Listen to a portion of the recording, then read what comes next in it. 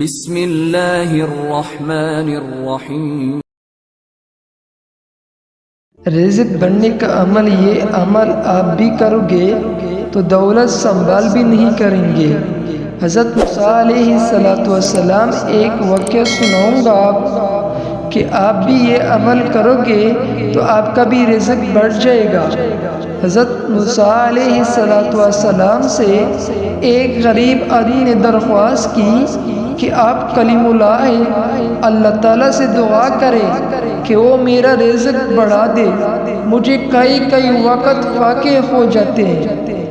حضرت موسیٰ علیہ السلام نے برگئے خداوندی میں اس کی درخواست پیش کی تو بتایا گیا کہ اس آدمی کی قسمت میں قلیل روزی ہے، اس لیے ہمارے باپ سے توڑا تڑا کر کے اسے روز دیا جاتا ہے تاکہ آخر تک ملتے رہے۔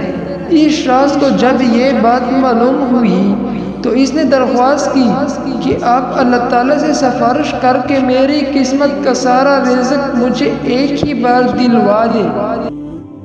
اللہ تعالیٰ نے حضرت موسیٰ علیہ السلام کی دعا قبول کی اور اس غریب شخص کو تمام زندگی کا رزق ایک ہی بار مل گیا۔ اس شخص نے فوراً لنگر خانے کھول دیا اور اعلان کر دیا کہ جس شخص کے کھانے کے انتظام نہ ہو ہمارے لنگر خانے سے پیٹ بھر کر کھانا کھا سکتے۔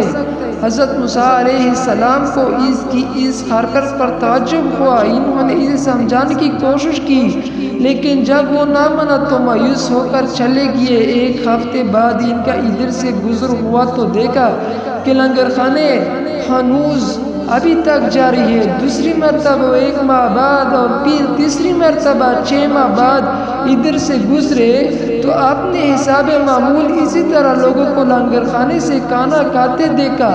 ان کا خیال تھا کہ اس غریب آدمی کی دریا دلی کی بدولت سارا رزق چند روز میں ختم ہو جائے گا، مگر لنگر خانہ ابھی تک مسلسل جاری تھا۔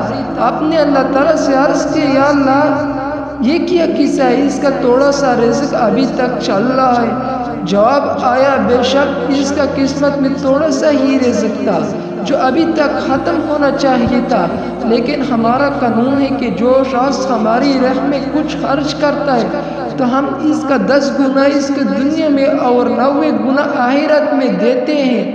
یہ خاص بھی اس قانون کے دائرے سے باہر نہیں جتنا یہ ہماری راہ میں خرچ کرتا ہے۔ اس کا 10 گنا ہم اس دنیا میں ہی دیتے ہیں، اس میں تعجب کی کیا بات ہے؟